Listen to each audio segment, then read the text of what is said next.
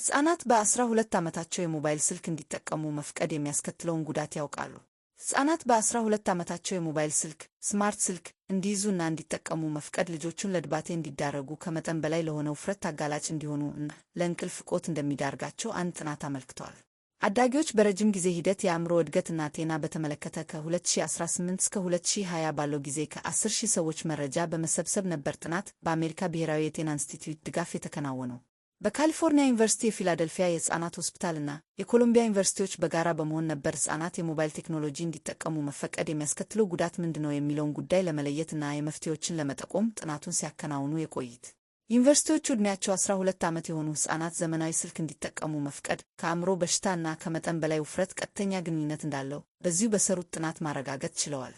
ዘመናዊ ሞባይል እንዲጠቀሙ የተፈቀደላቸው ሕፃናት ከማይጠቀሙ ሕፃናት አንጻር የበለጠ ለድባቴ፣ ለድብርት የማገለጥ እንዲሁም በቂ እንቅልፍ ያለማግኘት ችግር እንደሚያጋጥማቸው በጥናቱ ተጠቁሟል። ዕድሜያቸው 12 ዓመት የሞላቸውና ስልክ የማይዙ በጥናቱ የተሳተፉ ሕፃናት ዘመናዊ ስማርት ስልክ እንዲጠቀሙ ከተፈቀደላቸው አንጻር የተሻለ አእምሯቸው ጤናማ እንደሆነም በጥናቱ ተረጋግጧል።